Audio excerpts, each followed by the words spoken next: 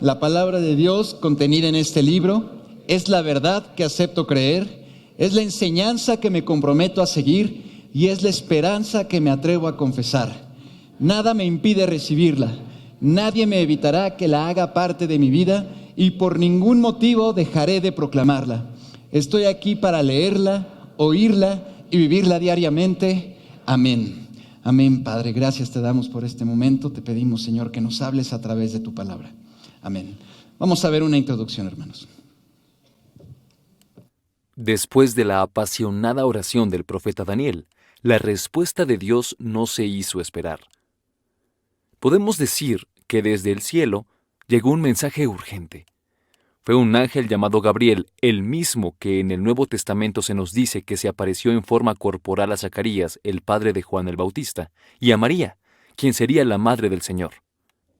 Al parecer, se trata del ángel principal para la comunicación, el encargado de dar los mensajes importantes de parte de Dios a los humanos. Toda la narración nos ayuda a entender la trascendencia e importancia de la enseñanza que le fue revelada. Leamos el pasaje donde Dios responde la oración de Daniel y después el final de todo el libro. Aún estaba hablando y orando y confesando mi pecado y el pecado de mi pueblo Israel, y derramaba mi ruego delante de Jehová mi Dios por el monte santo de mi Dios. Aún estaba hablando en oración cuando el varón Gabriel, a quien había visto en la visión al principio, volando con presteza, vino a mí como a la hora del sacrificio de la tarde. Y me hizo entender y habló conmigo diciendo: Daniel, ahora he salido para darte sabiduría y entendimiento. Al principio de tus ruegos fue dada la orden, y yo he venido para enseñártela, porque tú eres muy amado. Entiende pues la orden y entiende la visión.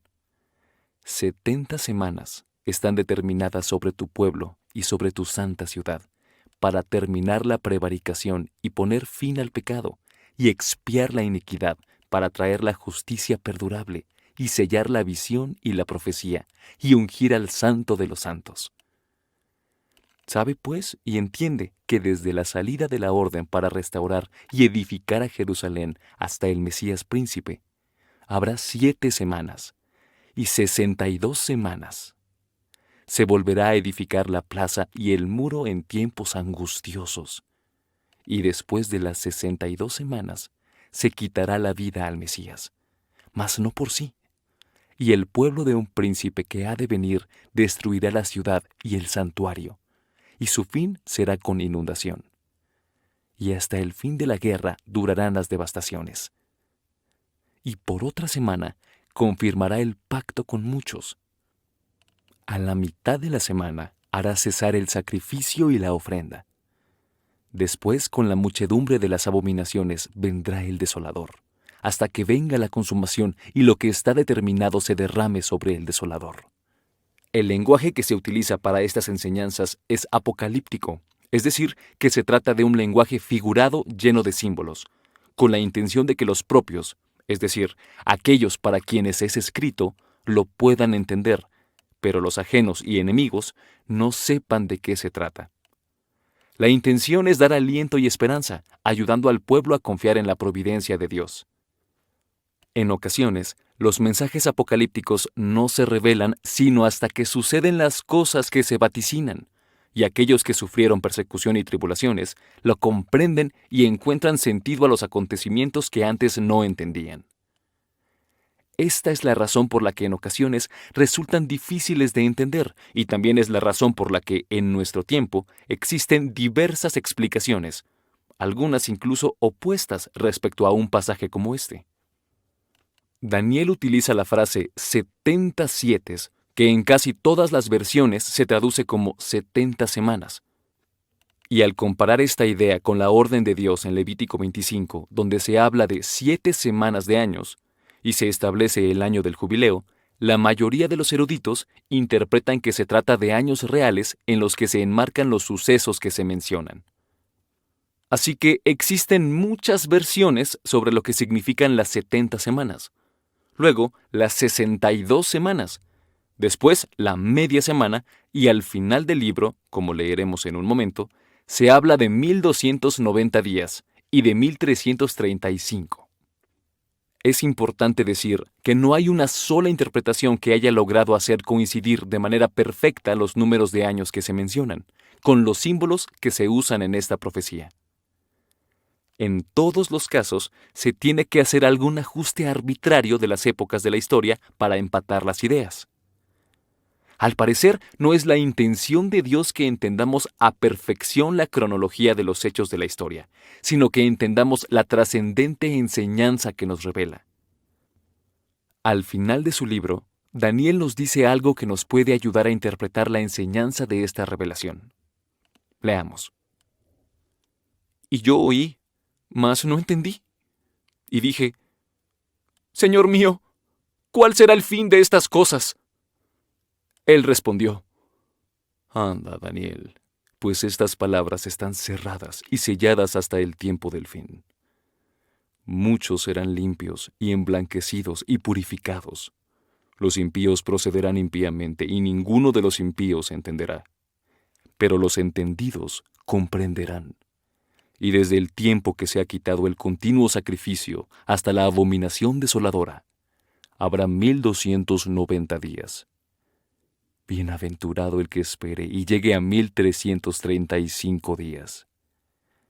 Y tú irás hasta el fin, y reposarás, y te levantarás para recibir tu heredad al final de los días. He aquí un mensaje urgente que nos insta a vivir a plenitud. Amén. Gracias a Dios por su palabra, hermanos. He aquí un mensaje urgente que nos invita a vivir en plenitud. Quiero decirles que en mi vida secular, en mi trabajo, mi esposa y yo nos dedicamos a la logística, a hacer envíos, y regularmente cuando alguien nos dice, oye, ¿me puedes ayudar a llevar este paquete, este sobre a X lugar? Le decimos, bueno, ¿cuándo quieres que llegue? ¿Te urge? ¿Tienes prisa? Bueno, este es un mensaje urgente. Es un mensaje en esta serie empezamos, de hecho, este domingo con una nueva serie de sermones. Por eso dice, sí hay prisa, ¿no? Y es el mensaje que el Señor tiene para nuestras vidas en este día, y vamos a estar estudiando esto. Sí hay prisa. Es un mensaje urgente que nos insta a vivir a plenitud. Vamos a abordar las enseñanzas que nos presenta este pasaje. Enseñanza número 1, la urgencia de una vida plena. La urgencia de una vida plena. Dice Daniel 9:20 al 23, aún estaba hablando y orando y confesando mi pecado y el pecado de mi pueblo Israel, y derramaba mi fuego delante de Jehová mi Dios por el monte santo de mi Dios. Aún estaba hablando en oración cuando el varón Gabriel, a quien había visto en la visión al principio, volando con presteza, vino a mí como a la hora del sacrificio de la tarde, y me hizo entender y habló conmigo diciendo, Daniel, ahora he salido para darte sabiduría y entendimiento. Al principio de tus ruegos fue dada la orden, y yo he venido para enseñártela, porque tú eres muy amado. Entiende pues la orden y entiende la visión. ¡Qué impresionante! La respuesta de Dios a la oración de Daniel fue tan inmediata y veloz que no lo dejó ni terminar. Estaba hablando y orando, estaba confesando mi pecado y el ángel Gabriel se apareció. Es decir, ya tenía una respuesta en el momento, no acababa de orar y ya la respuesta estaba. No sé, alguna vez he platicado con mi esposa y estamos platicando de un tema y de a lo mejor se me viene una idea y le digo, oye, ¿cómo ves? Sí. Me dice, sí. Yo, pero a ver, ¿qué te dije? No, yo sé. Le digo, a ver, dime qué te dije, y me lo dice. Y digo, sí, nos conoce, ¿verdad? Bueno, aquí exactamente así, exactamente. El Señor tenía una respuesta desde el momento del inicio de sus ruegos. Las palabras que usa son reveladoras. La respuesta fue inmediata. Aún estaba hablando en oración cuando el varón Gabriel, a quien había visto en la visión al principio, el mensajero dio el mensaje con urgencia. ¿Qué dice? Volando con presteza. Es decir, como, vente de volada y rápido, en calor, en caliente, dicen algunos, ¿no? Vente volando y con presteza. La ocasión fue precisa. Vino a mí como a la hora del sacrificio de la tarde. Se trata del tiempo especial de oración en el templo. No vino en cualquier momento la respuesta, sino en el momento que estaba apartado para tener un momento de oración.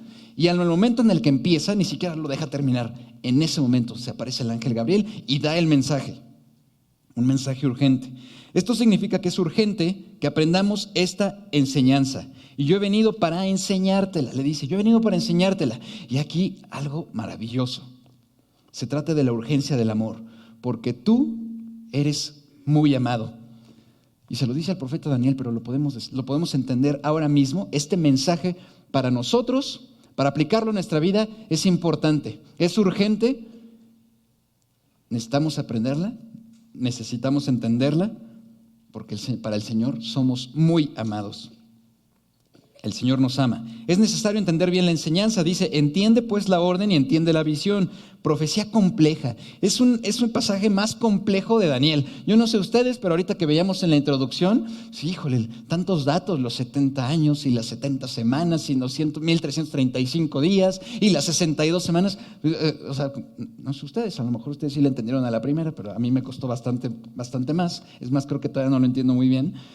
Es complejo, pero las enseñanzas que Dios nos dio por medio de este profeta son urgentes.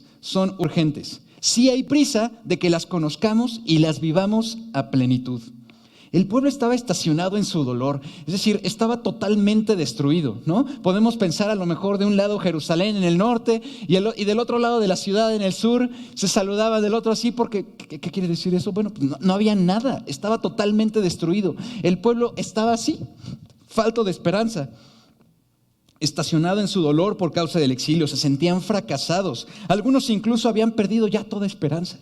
Un pueblo vencedor, un pueblo que iba y decía, no, ahí vienen los israelitas, el pueblo de Dios, porque el Señor está con ellos. Bueno, estos lo estaban totalmente destruidos. Ellos habían perdido toda esperanza y por eso habían asimilado al pueblo que los había conquistado. Perdieron su identidad del pueblo de Dios. ¿Qué quiere decir? Empezaron a tomar las modas. La forma de ser de Babilonia, empezaron a tomar esa identidad cuando ellos tenían la identidad de ser el pueblo de Dios. No debía ser así. Ahora, hermanos, no juzguemos mucho al pueblo de Dios en esta etapa de la historia. Yo no sé ustedes, vamos a poner un periodo de tiempo. En este 2023, ¿le has fallado al Señor? A lo mejor aquí algunos le hemos fallado al Señor. Bueno, a ver, en este último mes, ¿le hemos fallado al Señor? Yo no sé, a lo mejor aquí hay alguno que dice, yo sí no le he fallado, Bueno, a lo mejor, yo creo que sí, todos irremediablemente le fallamos al Señor. Incluso ayer podemos decir, sí, Señor, perdóname, te he fallado, le hemos fallado. El problema es que quizá algunos se caen al piso de sopetón, le hemos fallado y nos damos un trancazo en el suelo. ¿Y qué hacemos? Pues empezamos hasta a acariciar el suelo, ¿no? Y nos empieza a gustar, nos enamoramos de él y hasta decimos, ay, pues es que aquí me tocó vivir, ¿no? El día de hoy en la mañana me levanté y tomé mi celular, ya me estaba apurando para llegar al culto de las 8 y abrí redes sociales. Y vi un video que me gustó mucho, justo porque estaba estudiando esto, y dije, este video es exactamente lo que estamos estudiando. Era el video de de carreras de motos en el autódromo. Iban a toda velocidad, ¿no? Pasaban las motos de un lado para otro. Entonces iba el primer lugar, iba a toda velocidad, así rebasando, dando las vueltas de esas que parece que se van a caer. ¿Ya han visto? Que parece que están así como a 2 milímetros del suelo, pero alcanzan a dar la vuelta y salen y toman otra. Bueno, el primer lugar finalmente toma una curva, la más difícil, y sale volando. La moto sale disparada por un lado y el motociclista sale hacia otro. Y se ve en cámara lenta cómo va volando y empieza a dar marometas y la propia inercia le da una arrastrada bárbara. Finalmente se estrella contra una barra de contención la persona y el chofer se levanta como que dice, pues estoy completo. Y uno pensaría, pues ya, ahí quedó, ¿no? No, se levanta y se pone a correr a toda velocidad y se ve corriendo a toda velocidad. No corrió hacia la moto porque estaba destruida, pero él va corriendo hacia donde está su equipo, salta algunas vallas, tiene que hacer algunos brincos y finalmente llega a su moto y otra vez a tomar el camino. Qué maravilloso. Pero a veces nos caemos y nos gusta quedarnos ahí, ¿no? Perdemos la identidad de pueblo de Dios. Ya no solamente coqueteamos con el mal, sino que ya hasta nos gustó estar ahí en un lugar en donde no nos corresponde. Aquí vemos cómo el pueblo de Dios perdió su identidad como el pueblo de Dios. Pero eso no debía ser así. El profeta Daniel fue enviado para despertarles, animarles y desafiarles a vivir. Cuando andamos con Dios, no importan las circunstancias. Nosotros seguimos vigentes, seguimos activos, seguimos creyendo, seguimos esperando y seguimos honrando a Dios con nuestra vida. Aunque estamos exiliados, somos el pueblo de Dios. Somos el pueblo de Dios. Si no logramos entender con exactitud cómo pretenden algunos los periodos y eventos históricos que se mencionan, todos estos números y los datos de esta profecía, no se preocupen, hermanos, no se preocupen, no es tan grave. Pero sí debemos entender las enseñanzas que nos presenta. Número 1, urge que nos encontremos con Dios y nos pongamos a cuentas. Miren cómo en el texto el profeta está orando y dice: estaba yo empezando mis ruegos y confesando mi pecado y confesando el pecado del pueblo. Podemos decir que se está poniendo a cuentas con Dios el profeta. Hermano, nos hemos sentido derrotados, hemos estado en el suelo, destruidos. ¿Perdimos en algún momento nuestra identidad como hijos de Dios, como cristianos transformados? ¿Empezamos quizá a comportarnos como el mundo? ¿Ya no nos distinguimos como ser el pueblo de Dios, como discípulos de Jesucristo, sino parecemos que somos ahí del mundo? ¿Hemos perdido nuestra identidad? ¿Caímos en celos, en arrogancia, en idolatría, en negligencias, en avaricia, en rencor, en ira, en amarguras, envidias, odio, vanidad, venganzas? Y la lista podría seguir. Lo cierto es que tú y yo le hemos fallado a Dios irremediablemente, ¿no? Le hemos fallado a Dios de una u otra manera.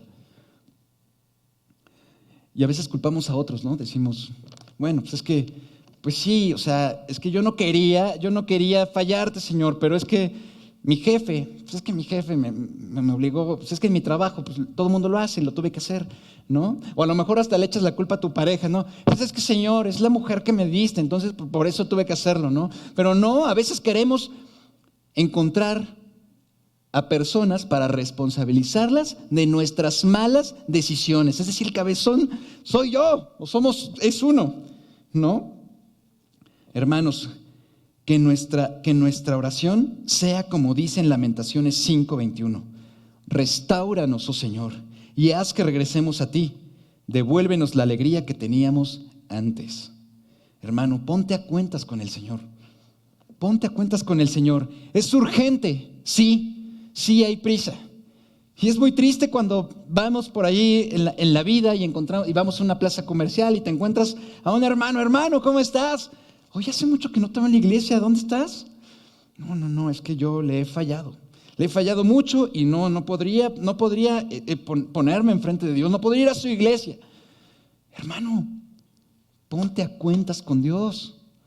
No te escondas, ponte a cuentas con Dios. Es urgente, sí hay prisa.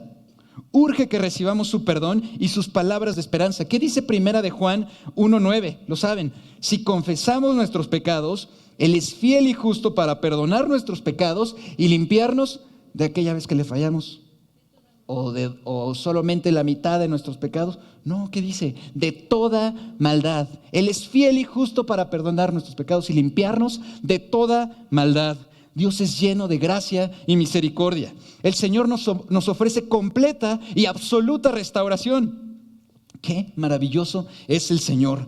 Cuando tropezamos en el camino, cuando los vientos, los torbellinos de la tentación nos llaman y finalmente nos damos un trancazo de sopetón en el suelo, el Señor nos ofrece su perdón y nos dice: regresa a casa, levántate. Urge que recibamos su perdón y sus palabras de esperanza. Sí, le hemos fallado. Y quizá podemos decir: no merezco, yo soy indigno totalmente de venir a su templo, de alabar al Señor, porque he fallado. Pero ponte a cuentas con el Señor. Recibe su perdón, porque Él es fiel y justo para perdonar todos tus pecados y limpiarte de toda maldad. Urge que nos reconozcamos como sus hijos amados. Esto es importante, hermanos. Nos ama, el Señor nos ama. Dios estaba en su gloria, sin problemas, en su trono celestial. pero Él descendió a la humanidad. No tenía que hacerlo, pero lo hizo por amor de nosotros. Literalmente hizo de nuestro problema su problema. Se hizo un ser humano, sufrió lo que tú y yo sufrimos, fue tentado como tú y yo, y finalmente murió en la cruz, llevando en sus hombros nuestros pecados. Sí, sí nos ama. Él dio su vida por nosotros. Urge que leamos, estudiemos y entendamos su palabra para vivirla. La relación con Dios, como la relación con tu pareja, con tus padres, con tus hijos, con tus amigos, la relación con Dios se debe de cultivar, ¿no? Yo no sé si tú tienes tus amigos y a lo mejor ni le hablas ni conoces, y no puedes presumir tener una buena relación con un amigo que ni siquiera le hablas. Lo mismo es con el Señor. Si quieres tener una relación de verdad con el Señor, debes de cultivarla, debes de invertir tiempo, dedicación, cuidado en crecer, en madurar, en caminar con el Señor. Si no se lo das, entonces no puedes presumir de una vida en comunión con el Señor. Necesitamos ir a su palabra. Y como estudiamos en el Venid y Ved, ir a su palabra. ¿Y qué podemos hacer con la Biblia? Oírla, leerla, estudiarla, memorizarla, aplicarla a nuestra vida y caminar con Él. Urge que leamos, estudiemos y entendamos su palabra. No se trata de ser eruditos en pasajes bíblicos y profecía. Se trata de que seamos felices, gente buena, discípulos llenos de fe, esperanza y amor. Debemos vivir con urgencia esta vida cristiana nueva. Entonces, esta primera enseñanza de este mensaje urgente, la urgencia de una vida plena. Enseñanza número 2, la urgencia de una fe pura. Dice Daniel 9, del 24 al 25, 70 semanas están determinadas sobre tu pueblo y sobre tu santa ciudad, para terminar la prevaricación y poner fin al pecado y expiar la iniquidad, para traer la justicia perdurable y sellar la visión y la profecía y ungir al santo de los santos. Sabe pues y entiende que desde la salida de la orden para restaurar y edificar a Jerusalén hasta el Mesías príncipe habrá 7 semanas y 62 semanas, y se volverá a edificar la plaza y el muro en tiempos angustiosos. A ver, resulta muy fácil caer aquí en un error común. Yo estoy seguro, bueno, yo sí lo leí de primera y estaba cayendo en el error. Resulta muy fácil caer en un error muy común de confundir algunos conceptos que aparecen en este pasaje, y vale la pena entonces considerarlos, estudiarlos. El santo de los santos es una expresión, en este pasaje, es una expresión que se usaba para referirse al templo. La frase regularmente se traduce como lugar santísimo. El santo de los santos se refiere al lugar santísimo, al pueblo. Cuando abordamos este pasaje debemos entender que santo de los santos no se refiere al Señor Jesús. Podemos pensar eso, ¿no? El santo de los santos. No, se refiere al lugar santísimo, al templo. Número 2, el Mesías príncipe. No, eso sí seguro es el Señor, ¿verdad? Podemos caer en ese error. Pero aquí en el pasaje puede ser traducido más bien como un príncipe ungido. Recordemos que la palabra Mesías es sinónimo de la palabra Cristo, pero también es sinónimo de la palabra ungido. Todos los reyes fueron ungidos, ¿no? El rey Saúl, el rey David, el rey Salomón, y así todos los reyes fueron ungidos. Es decir, Mesías o Cristo de acuerdo al significado de la palabra. Así que no necesariamente debemos ver al Señor Jesús en este pasaje. El Mesías príncipe no se refiere en este pasaje al Señor Jesús. En este pasaje debemos entenderlo como el líder de ese momento histórico para el pueblo de Dios. Entonces, poniendo en claro estos conceptos, podemos entender que se refiere al templo. El lugar santísimo, el templo, ¿no? Ya dijimos, está totalmente Jerusalén destruida. No hay piedra sobre piedra, pero la profecía aquí dice, será levantado el lugar santo de los santos, el lugar santísimo, y vendrá el Mesías príncipe que será también levantado. ¿A qué se refiere? Al rey, al líder del pueblo en ese momento histórico. El pasaje nos presenta el siguiente panorama. Fue necesario un periodo de 77, es decir, 70 semanas, para que el pueblo fuera limpiado y redimido. La verdad es que aquí las profecías no son numéricas, son tipológicas, es decir, simbolizan algo. Cuando alguien, por ejemplo, te dice, hermano, vales 1,000. ¿Qué dices? Valgo 1,000. A ver, ¿1,000 qué? ¿1,000 pesos? ¿1,000 dólares? ¿1,000 euros? ¿Cómo vales 1,000 qué? ¿No? Y te pones a contar a lo mejor peso por peso, centavo por centavo, bueno, no sé. Pero, Cuando te dicen vales 1,000, no haces caso a 1,000, ¿no? Vales 1,000, vales mucho. Te está diciendo en realidad, vales mucho, te quiero 1,000, te quiere mucho, ¿no? Aquí también exactamente lo mismo, no tiene que ver con un símbolo numérico, sino tipológico.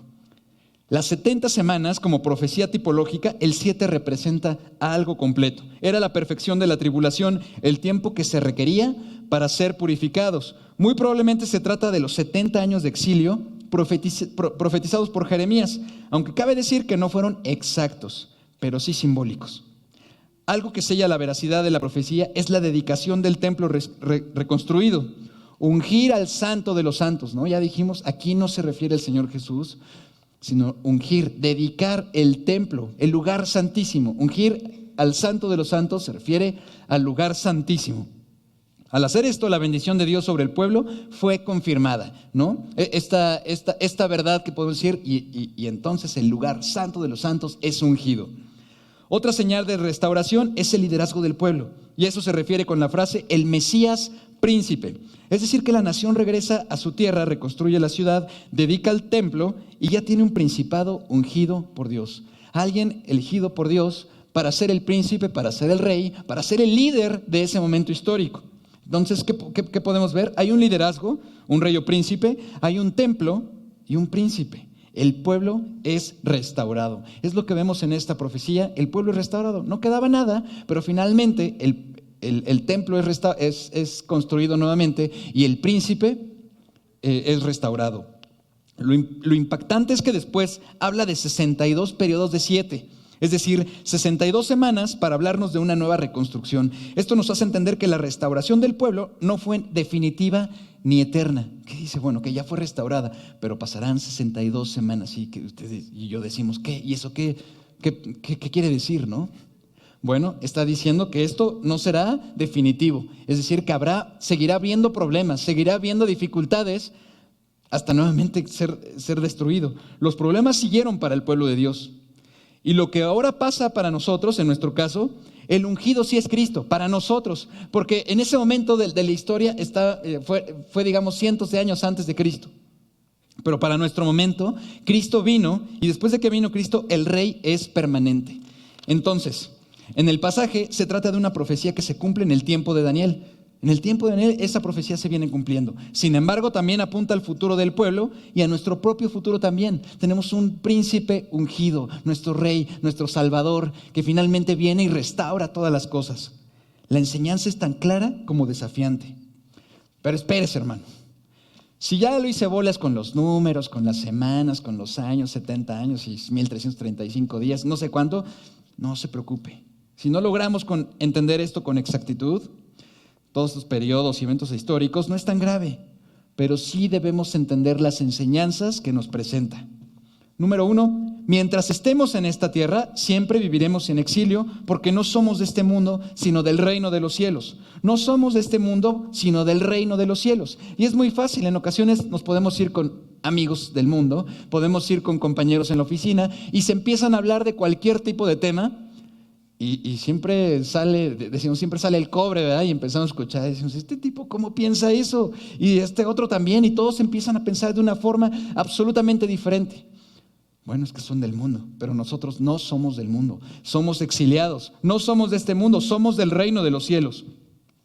La vida es una experiencia que incluye luchas, ataques de los enemigos de la fe y en ocasiones derrotas. ¿Sí? ¿Qué es esto? Entonces empezamos a leer y decimos, sí, encontramos dificultades, luchas, problemas, pero dice también derrotas.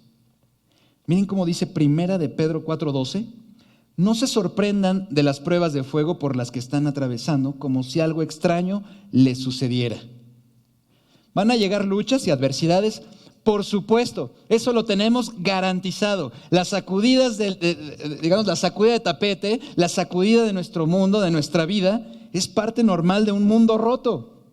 No vivimos en el cielo, estamos aquí en la tierra. Allá en el cielo, dice la palabra, no habrá dolor, no habrá sufrimiento, no habrá lágrimas, no habrá enfermedades. Pero estamos en la tierra, en un mundo roto. La economía está rota, la sociedad está rota, los valores están rotos y ahora hasta los libros de texto gratuitos están para la basura, ¿no? Pero Jesús dijo, miren cómo dice Juan 16:33. Estas cosas os he hablado para que en mí tengáis paz. En el mundo tendréis aflicción, pero confiad, yo he vencido al mundo. Qué maravillosa promesa, ¿no? Sí, estamos en un mundo en el que vamos a tener tribulación y dolor, pero confiemos, porque el Señor está al control. Pablo, cientos de años después de Daniel, lo comprendió y lo dijo: pero tenemos este tesoro en vasos de barro para que la excelencia del poder sea de Dios y no de nosotros, que estamos atribulados en todo, mas no angustiados. ¿Sí? Estamos atribulados, mas no angustiados. Estamos en apuros, mas no desesperados. Estamos siendo perseguidos, mas no estamos desamparados, no estamos solos. El Señor está con nosotros. Nos han derribado, nos caímos, pero no estoy destruido. Llevando en el cuerpo siempre por todas partes la muerte de Jesús, para que también la vida de Jesús se manifieste en nuestros cuerpos. Porque nosotros que vivimos siempre estamos entregados a muerte por causa de Jesús, para que también la vida de Jesús se manifieste en nuestra carne mortal. De manera que la muerte actúa en nosotros y en vosotros la vida.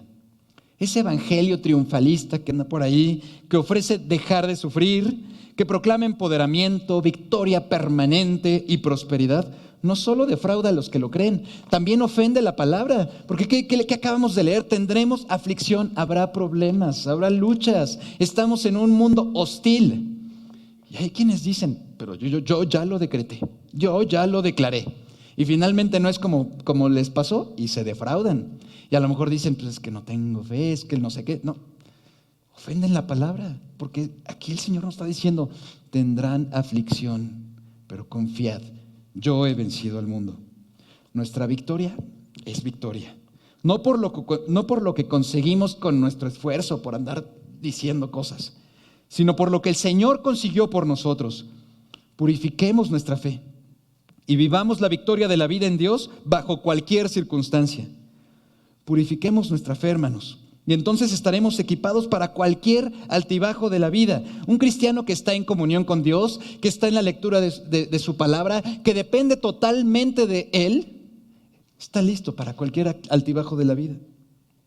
Aquel que se prepara, que está en crecimiento, el que lee su palabra. Purifiquemos nuestra fe y vivamos la victoria de la vida en Dios bajo cualquier circunstancia. Entonces, la urgencia de una vida en plenitud, la urgencia de una fe pura, y veamos la tercera enseñanza, la urgencia de una esperanza firme. Sigue diciendo Daniel 9:26 al 27. Y después de las 62 semanas se quitará la vida al Mesías. Se quitará la vida al Mesías, mas no por sí, y el pueblo de un príncipe que ha de venir destruirá la ciudad y el santuario, y su fin será con inundación, y hasta el fin de la guerra durarán las devastaciones. Y por otra semana confirmará el pacto con muchos, a la mitad de la semana hará cesar el sacrificio y la ofrenda.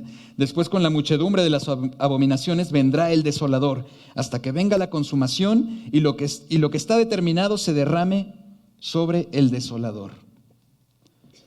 Todas las profecías del Antiguo Testamento tienen más de un cumplimiento. Recordemos que el Antiguo Testamento nos narra eventos que sucedieron, pero cada uno de esos sucesos también simboliza algo de la vida cristiana. Y hemos estado estudiando estas semanas, en la serie pasada también, historias del Antiguo Testamento que podemos aplicar a nuestra vida cristiana. Y por eso acá se usa el concepto de Babilonia, una nación que existió y fue destruida, para hablar de los poderes mundanos imperiales, y a Jezabel para hablar de la idolatría, la inmoralidad y el adulterio espiritual y otros ejemplos. Del mismo modo, lo que aquí se nos narra puede ayudarnos a identificar eventos en diferentes épocas. Toda la vida ha habido un Antíoco Epífanes que persigue a los cristianos. Por eso hay tantas interpretaciones. Por ejemplo, la frase "se quitará la vida al Mesías", en términos claros se refiere al asesinato del líder del pueblo. Podemos decir, hoy aquí dice se le quitará la vida al Mesías. Y podemos una vez más estar confundidos y decir, ¿se refiere al Señor Jesús? No, se refiere al líder de ese pueblo, a la profecía que estaba cumpliéndose en la época de Daniel.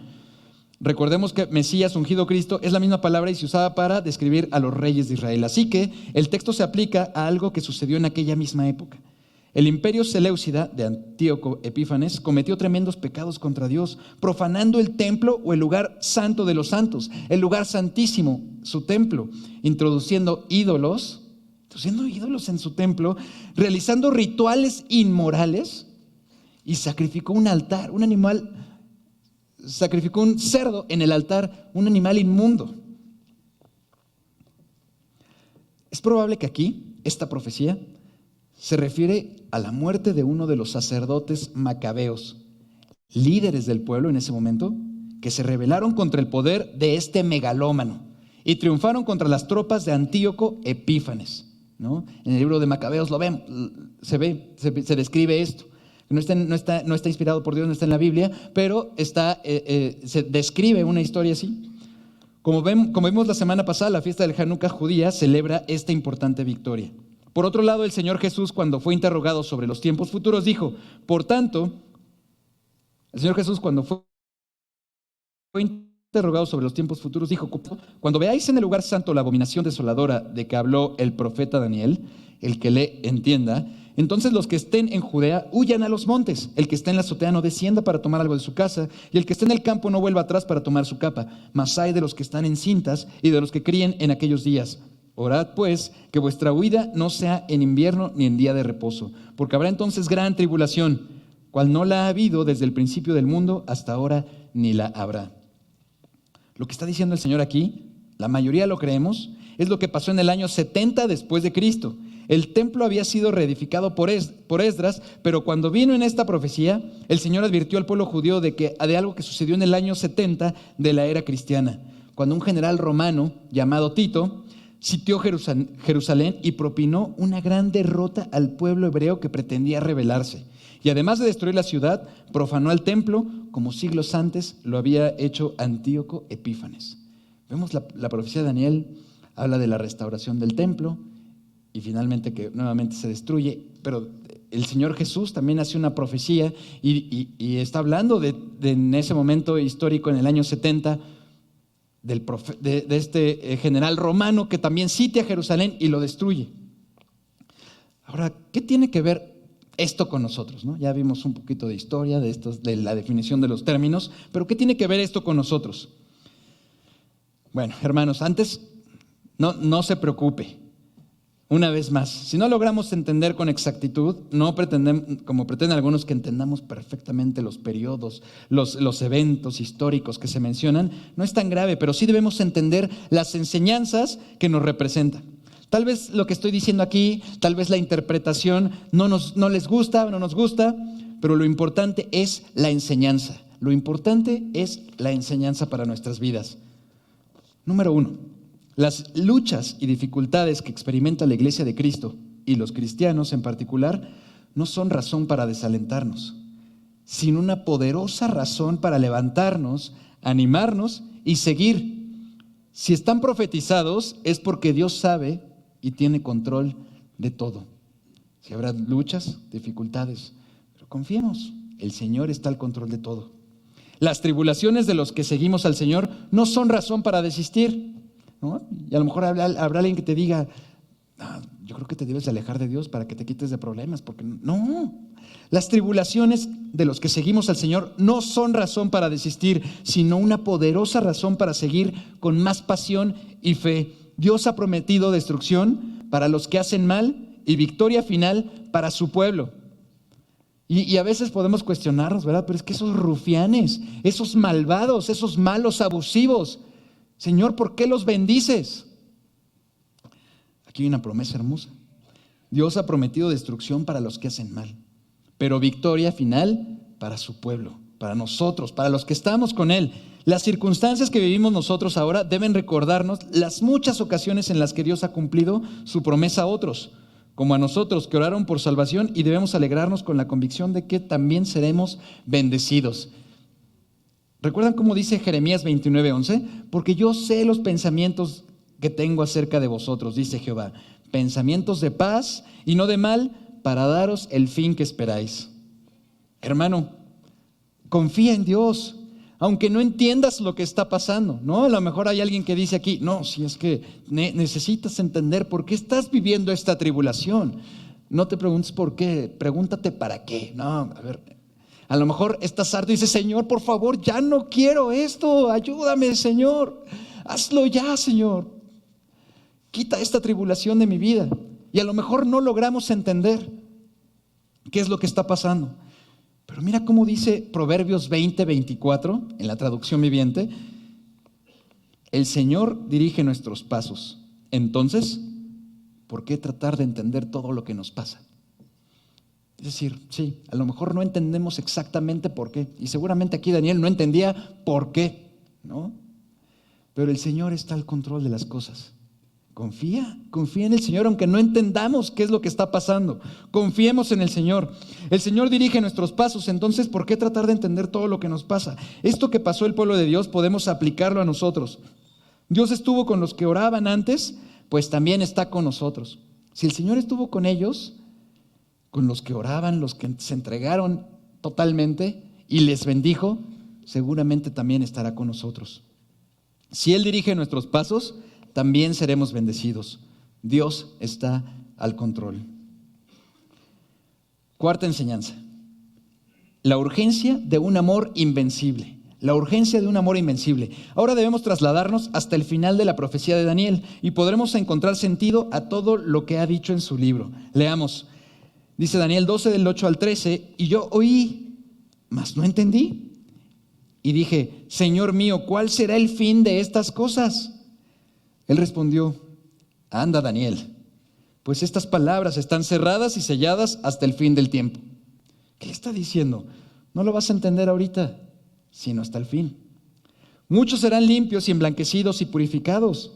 Los impíos procederán impíamente, y ninguno de los impíos entenderá, pero los entendidos comprenderán. Y desde el tiempo que se ha quitado el continuo sacrificio hasta la abominación desoladora, habrá 1290 días. Bienaventurado el que espere y llegue a 1335 días. Y tú irás hasta el fin y reposarás y te levantarás para recibir tu heredad al final de los días, al fin de los días. Y otra vez vemos aquí números, vemos semanas, años, días. Decimos, ¿y qué querrá decir eso, verdad? Nadie latina, la verdad es que nadie latina.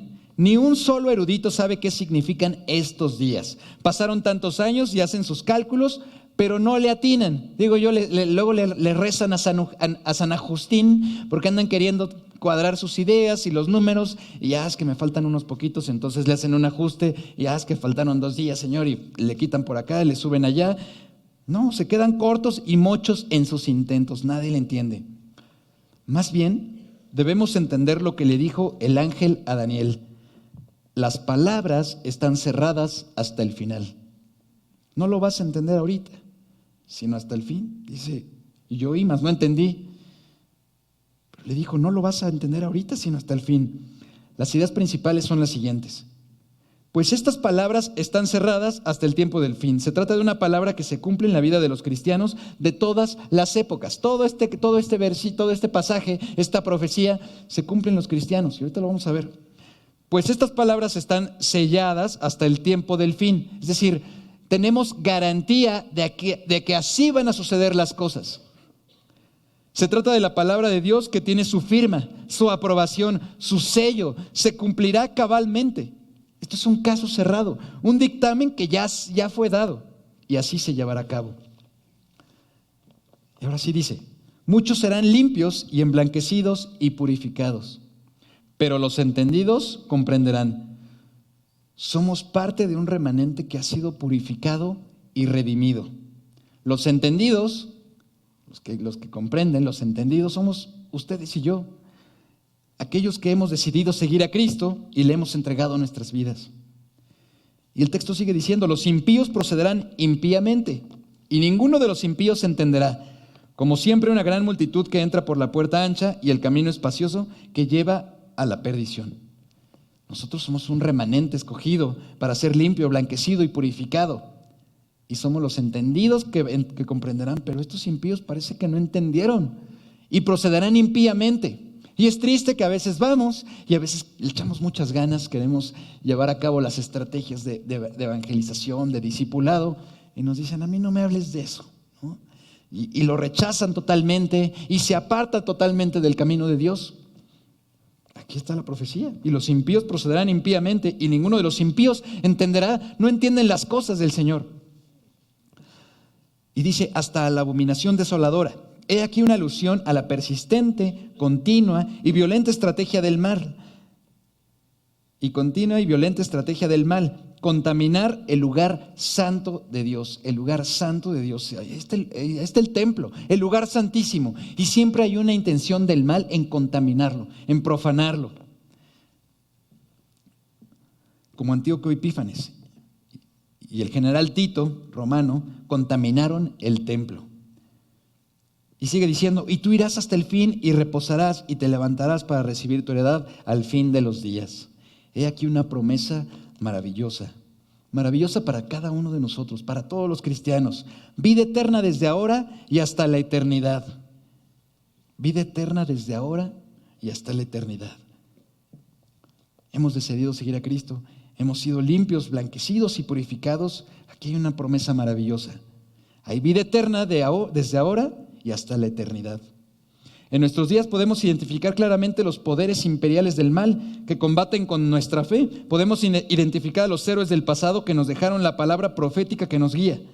Podemos reconocernos como exiliados, es decir, extranjeros y peregrinos en este mundo. Así que vivimos las circunstancias de Jeremías, de Ezequiel, de Daniel. Solo hay un detalle que falta, ¿no? Si ya dijimos, ¿verdad? Hay las estrategias del mal buscando profanar su templo, y podemos nosotros sentirnos exiliados, extranjeros, peregrinos extranjeros en este mundo roto. Pero solo hay un detalle que falta: el templo de Dios, el lugar santísimo, está destruido. No hay manera de contaminarlo el día de hoy. El anticristo, el enemigo, el Antíoco Epífanes de nuestro tiempo, el general Tito de nuestro tiempo, no tienen forma de destruir el templo de Dios, porque no existe. ¿Debemos reedificarlo? He aquí una contundente enseñanza. Cuando el Señor hizo la limpia de su templo, cuando los puso a todos en orden, el Señor Jesús dijo a quienes le pedían una señal: destruid este templo y en 3 días lo levantaré.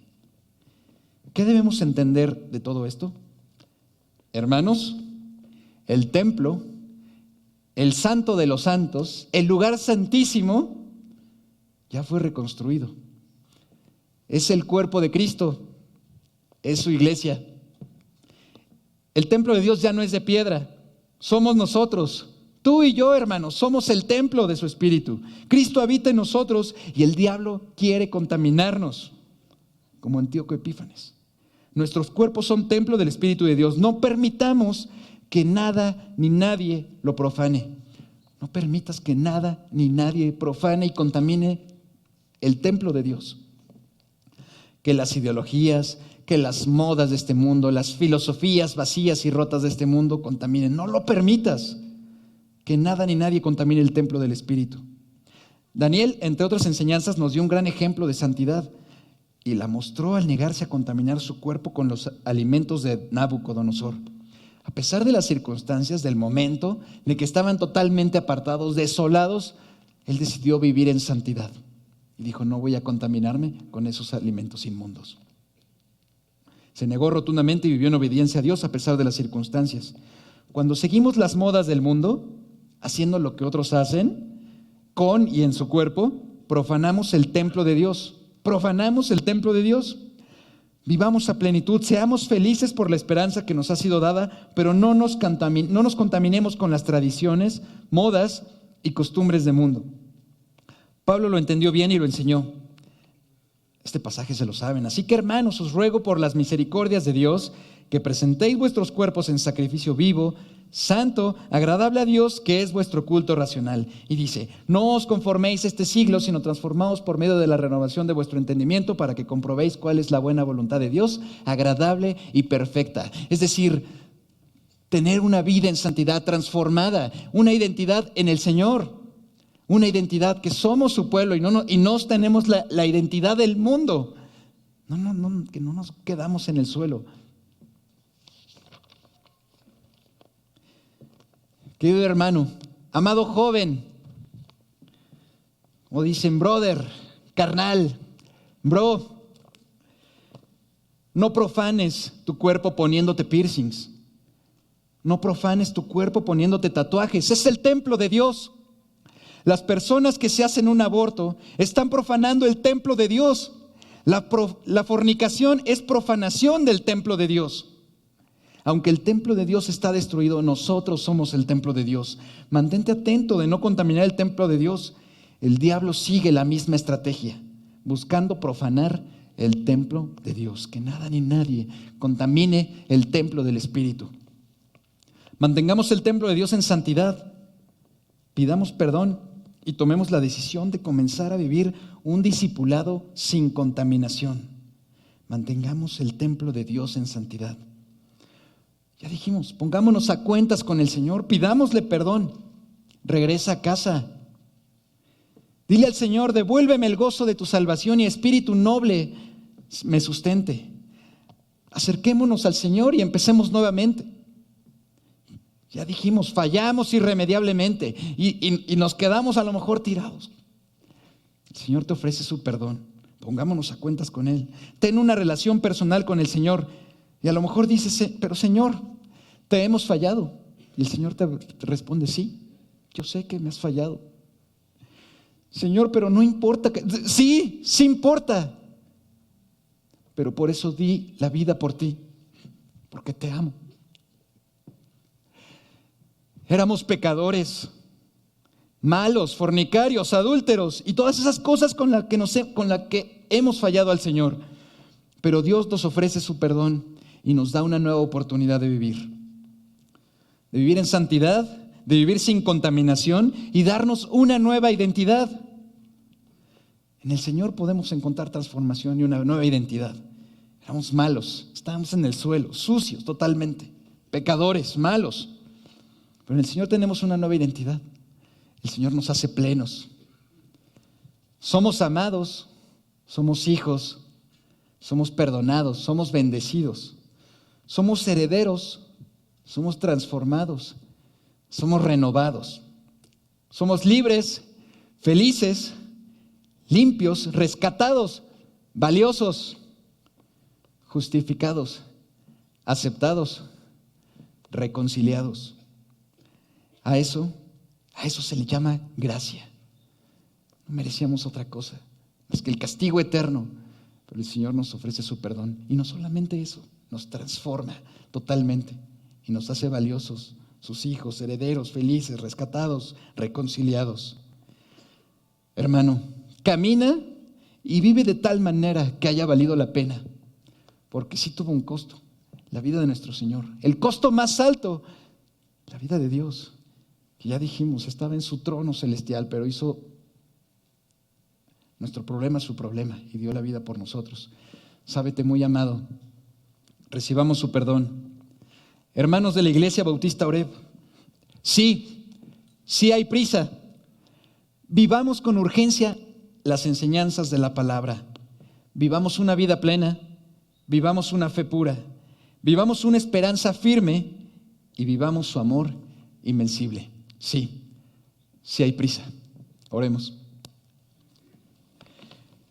Amoroso Dios, te amamos y te bendecimos, Señor, y te damos gloria y honra por tu gracia, por tu fidelidad, por tu amor. Y Señor, Padre, te pedimos perdón por todas las veces que te hemos fallado, por aquellas veces que permitimos que tu templo fuera contaminado y profanado. Te rogamos perdón, Señor, pero pedimos tu perdón. Transfórmanos, renuévanos. Sigan orando, hermanos. Y si tú, hermano, si tú dices, yo, Señor, te he fallado, he estado ahí en el suelo, he estado no solamente coqueteando con el mundo, quizá hasta te gustó estar ahí, pero ahora mismo dices, ya no quiero más eso. Señor, dame tu perdón y tu transformación, porque ya no quiero estar así.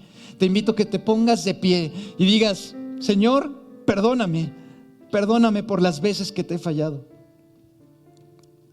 Padre, gracias, Señor. Gracias por tu perdón. Transforma, renueva nuestras vidas, Señor, y permítenos vivir un discipulado libre de contaminación. Que tu santo templo no sea más profanado. Permítenos ser discípulos, verdaderos discípulos tuyos, Señor, que proclaman y viven tus enseñanzas, que estamos sometidos a ti, Señor, a tus ordenanzas, a tu forma de vivir. Permítenos ser así, Señor. Ponemos nuestras vidas en tus manos. Bendice a mis hermanos que se han puesto de pie. Oramos en Cristo Jesús. Amén.